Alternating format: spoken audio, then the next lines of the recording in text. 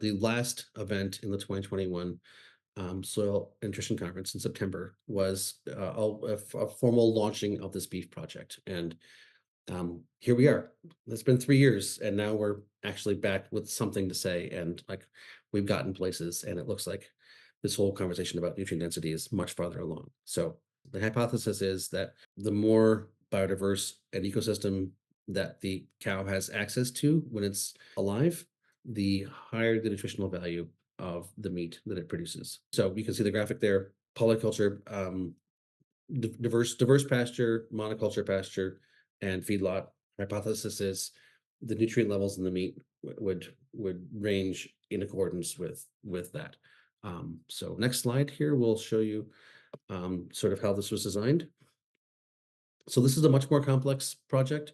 We're looking at hundreds of different nutrients in the meat.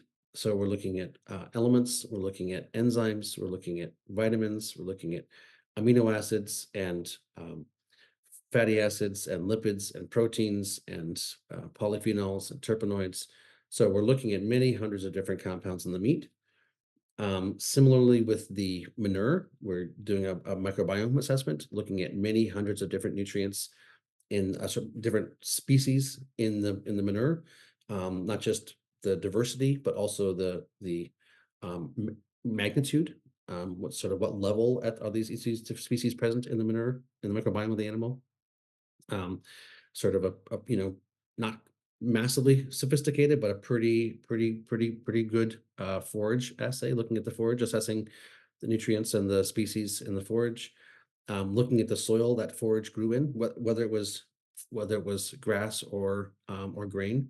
We want to look at the dynamics of the soil that was produced in, and then obviously questions about how the pasture was managed, if it's pasture, or what the mix of ingredients were in the feed the animal ate, if it was grain mix, um, gender, age, variety, stocking density, moving rates, sort of all these overlapping um, um, causal factors, environmental conditions. And then finally, we have the um, human health trials, which is not formally what we've been publishing or funding, but Stefan, who's our partner at Utah State, got some money from the USDA to do side by side human health trials with the meat. So we'll take some of the meat from pastured animals and feed it to humans and see what happens to their inflammation markers in their urine and blood, and feed uh, you know